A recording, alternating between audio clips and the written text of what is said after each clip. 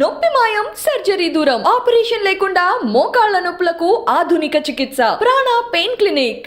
ఇందులో చాలా మంది స్టార్స్ కూడా యాక్ట్ చేశారు. ఆ. లైక్ సైఫ్ గారు కానీ Hmm. అండ్ శ్రీకాంత్ గారు కానీ వీళ్ళందరితో కూడా నాకు తెలిసినంత వరకు ఆ village back drop kind of ఆ. ఉన్న అంటే ఆ సీన్స్ ఉన్న టైప్ లో కూడా మీతో పాటు ఉన్న సీన్స్ కూడా ఉన్నాయి కదా. మ్మ్. మెయిన్ గా అయితే we have to talk about Saif గారితో కాంబినేషన్స్ ఏమైనా పడ్డాయా?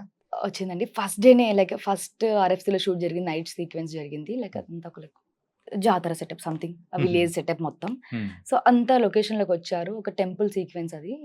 అందరు ఆర్టిస్టులు వచ్చేసారు, లైక్ అందరూ షైఫ్ అలీ ఖాన్ గారు వచ్చేసారు అని నేను వెతుకుతున్నాను మొత్తం లొకేషన్లో. ఎక్కడున్నారు సార్ ఎక్కడున్నారు నేను లిటరల్లీ చెప్పాలని గుర్తుపట్టలేదు నేను ఆయన్ని. Ah. ఆయన గెటప్లో ఆయన అన్ని బాలీవుడ్లో చూసినప్పుడు హ్యాండ్సమ్గా లైక్ క్యూట్గా కనిపిస్తారు, ఇక్కడ చూసినప్పటికీ ఆయన డీగ్లామర్ రోల్లో లైక్ కాస్ట్యూమ్లో నేను చూసి షాక్ అయ్యాను నేను. ఆయన కాసేపు అలా చూస్తూ ఉండిపోయాను ఒక సీన్లో అయితే. సో అనిపించింది ఓకే నైస్, పర్ఫెక్ట్గా సెట్ అయిపోయారు ఆయన ఈ రోల్లో. సో ఆయన ఫస్ట్ టైం టాలీవుడ్లో చేస్తున్నారు. సో నిజంగా నాకు భలే అనిపించింది అసలు ఆయన డిఫరెంట్ లుక్తో సడన్గా వేరియేషన్ బాగా అనిపించింది నాకు. మీతో చేసేటప్పుడు యూజువల్ గా సో సైఫ్ గారిది కూడా 2 టైప్స్ ఆఫ్ గెటప్స్ అనేది కూడా ఉన్నాయి కదా. సో ట్రైలర్ చూస్తుంటే అలాగే అనిపిస్తూ ఉంది మాకైతే. సో 2 డిఫరెంట్ వేరియేషన్స్ లో కనిపిస్తున్నారా లేకపోతే మీతో ఉన్న కాంబినేషన్స్ లో? అది మీ సినిమా చూసిందా చూడాలి, అది నేను చెప్పకూడదు. మొత్తానికైతే ఒక చిన్న కూపీ లాగుదాం అన్నకున్నా కానీ ఆహా. లాగనీయట్లేదు అనమాట. అది మాత్రం సినిమాలో చూడాలి. ఇంతకు దేవర్లో యూజువల్ గా మీకు ఆపర్చునిటీ అనేది కూడా ఎలా వచ్చింది? ఆడిషన్ అండి. Hmm. నేను ఆడిషన్కి వెళ్ళాను, అక్కడ లైక్ డైరెక్షన్ డిపార్ట్మెంట్లో గణపతి గారు ఆడిషన్ తీసుకున్నారు. ఒక్కోసారి మొబైల్లో నేను రికార్డ్ చేసి పంపించాను, అండ్ దెన్ నేను కాల్ చేసి ఆఫీస్కి రమ్మని మళ్ళీ నాకు ఆఫీస్లో చేశారు audition. Like then look test, direct లొకేషన్కి. ఇంకా లుక్ టెస్ట్ ఇవన్నీ కూడా మనం చాలా వరకు చూసుకున్నాం. అవును. అండ్ ఏదైనా కానీ ఓకే చేయాల్సింది కెప్టెన్ మన డైరెక్టర్ కొరటాల గారు. అవును. అండ్ కొరటాల గారితో చేయడం అనేది ఎలా అనిపించింది ఏంటి?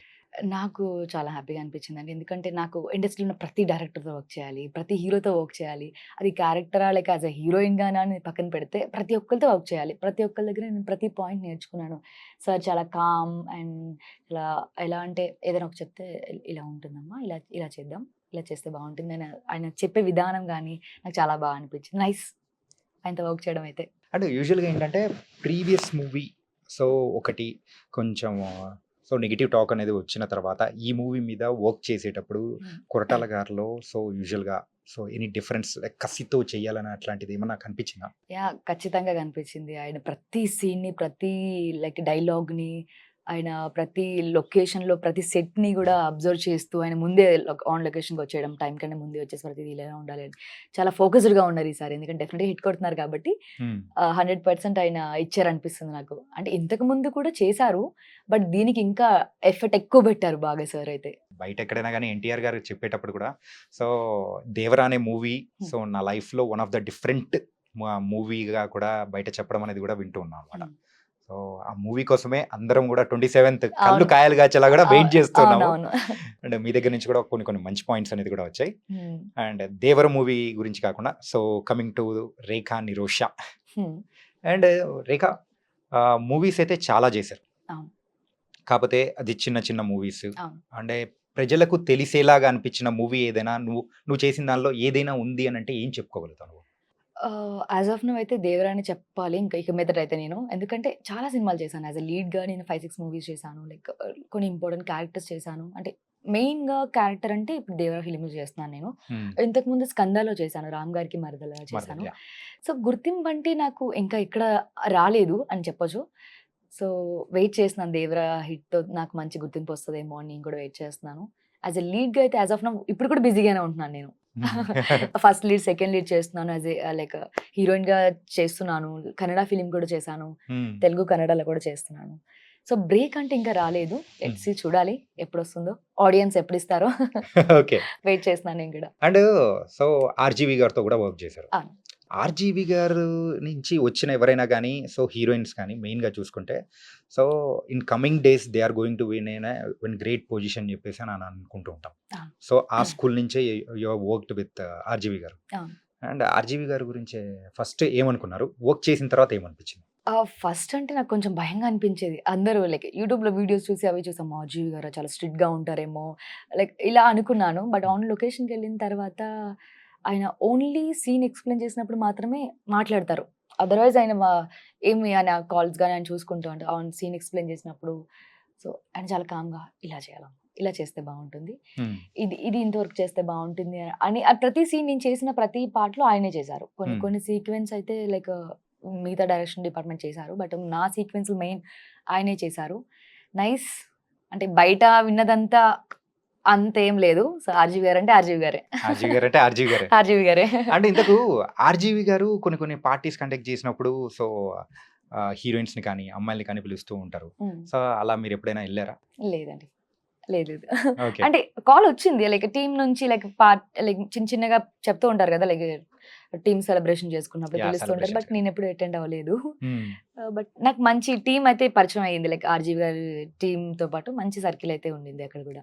మీరు యాక్ట్ చేసిన మూవీస్లలో మెయిన్గా అన్ని చూసుకున్నాం. సో భారీ దారాగణం అని, సో తికమక తాండా అని, అవును. సో ఇలా డిఫరెంట్ మూవీస్ అనేది సెలెక్ట్ చేసుకుంటూ వెళ్తూ ఉన్నారు మీకు అవును. వచ్చిన ఆపర్చునిటీస్లో. అవును. సో ఎప్పుడైనా కానీ కొన్ని ఇబ్బంది పడి వద్దు అని చెప్పేసి అన్న రీజన్స్ ఎప్పుడైనా వచ్చాయా?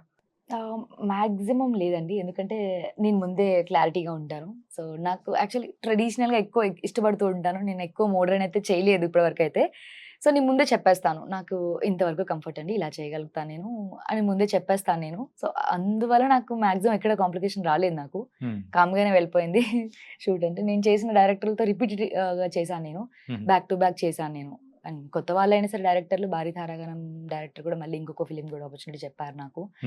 సో ఎక్కడా నాకు ఇబ్బంది అనిపించలేదు, లైక్ ఫ్రెండ్లీగానే మూవ్ అయిపోతాను నేను. అండ్ ఇంకోటి ఏంటంటే సో బయట మన వాళ్ళు కూడా ఎక్కువగా హీరోయిన్స్ విషయానికి వచ్చేటప్పటికి తెలుగు అమ్మాయిలు వద్దు, సో వేరే అదర్ లాంగ్వేజెస్ నుంచి వచ్చే అమ్మాయిలే బెటర్ అని చెప్పేసి సో ఇంతకుముందు మనం వింటూ ఉన్నాం. కాకపోతే ఇప్పుడు ఆ ట్రెడిషన్ ఏదైనా మారింది అనుకోవచ్చా, లేకపోతే సేమ్ అదే టైప్లోనే వస్తుందా? లేదండి, డెఫినెట్గా మారింది. ఎందుకంటే ఇప్పుడు మా తెలుగు అమ్మాయిల్లోనే బేబీ సినిమా అమ్మాయి తెలుగు అమ్మాయి అయినా సరే ఆమె పెద్ద హిట్ తీసుకుంది. ఇప్పుడు టాలీవుడ్ అంటే ఇక్కడేం లేదు, ఎక్కడో ఉంది ప్రతి బాలీవుడ్ కానీ హాలీవుడ్ కానీ అందరి ఫోకస్ ఇప్పుడు తెలుగు ఇండస్ట్రీ మీదే ఉంది. సో నాకు తెలిసి అయితే ఎక్కడ అలా అయితే లేదు, నేనైతే ఇక్కడ ఫేస్ చేయట్లేదు. ఎందుకంటే నాకు మంచిగా ఆపర్చునిటీస్ వస్తున్నాయి, అది ఎలా చెప్పాలో తెలియదు, అండ్ గాడ్ నాకు ఇచ్చారేమో అట్లా. సో ఎలాంటి కాంప్లికేషన్ అయితే లేదు. సో ఇక మీద తెలుగు అమ్మాయిలు కూడా డెఫినెట్గా రావచ్చు. సో వాళ్ళు హార్డ్ వర్క్ మీద నమ్మకం పెట్టుకుని మంచి ప్రాజెక్ట్ని చూస్ చేసుకుంటే డెఫినెట్గా వాళ్ళు కూడా హిట్ తీసుకుంటారు, అదైతే తెలుసు. అండ్ మీ ఫిలిం కెరియర్ యూజువల్గా ఫిలిమ్స్ కెరియర్ అనేది స్టార్ట్ చేసి ఎన్ని ఇయర్స్ అవుతుంది? నేను వచ్చి 4.5 years అవుతుందండి. లాక్డౌన్లో 2 years అయిపోయింది. Approximately 5 years వేసుకోవచ్చేమో. 5 years. 5 years. 5 years. And ఈ 5 years కు ముందు రేఖా నిరోష ఎలా ఉండేది, ఏం చేస్తూ ఉండేది అని కొంతమంది తెలుసుకోవాలనుకుంటారు కదా. ఇప్పుడే తెలుసుకోవాలనుకుంటున్నారా? ఖచ్చితంగా. నేను ఇంటర్ డిస్కంటిన్యూ అండి. తర్వాత కొన్ని జాబ్ చేసి తర్వాత లైక్ ఒక తెలిసిన అంకుల్ త్రూ ఇండస్ట్రీకి వచ్చాను. సో అప్పుడు ఒక డెమో నుంచి స్టార్ట్ చేసి back to back like ads, కొన్ని చిన్న యాడ్స్ చేశాను అండ్ వెబ్ సిరీస్ చేసుకుంటూ మూవీస్కి వచ్చాను నేను. సో పెద్దగా చెప్పాలంటే మీ ఇంటర్వ్యూ కూడా సరిపోదు, అందుకే చిన్నగా చెప్పేశాను. అంటే అంత పెద్ద స్టోరీ ఉందా? ఎపిసోడ్స్ వైజ్ ప్లాన్ చేద్దాం. అలా ఏం లేదు, బట్ ఇంతే. ఇంతకు మించి అంటే నెక్స్ట్ ఇంటర్వ్యూలో చెప్తాను నేను. దేవర తర్వాత మనం దేవర తర్వాత సక్సెస్ అయిన తర్వాత సక్సెస్ మీట్ గా మనం మళ్ళీ మాట్లాడదాం, ఖచ్చితంగా అప్పుడు కంప్లీట్ గా చెప్తాను నేను. And so where is your proper coming to your family wise ఏంటి? నాది ఆంధ్ర అండి, ఆంధ్ర అమ్మాయి ప్రాపర్. సో ఇప్పుడు ప్రెసెంట్ అంతా Hyderabad shift. So family, brother, family, sister, brother లేరు, సిస్టర్. యూజువల్గా సో తెలుగు ఇంటి ఫ్యామిలీస్ విషయానికి వచ్చేటప్పటికి అమ్మాయిల మూవీల కంటే ఎందుకురా బాబు అని చెప్పి చుట్టుపక్కల అనేవాళ్ళు బోల్డ్ అంతమంది ఉంటారు. కానీ ఫ్యామిలీ వాళ్ళు సపోర్ట్ చేసి ముందుకు పంపించారా, లేకపోతే మీరు గీ పెట్టి నేను వెళ్ళాలి అని చెప్పేసి ఆ టైప్లో ముందుకు వచ్చారా?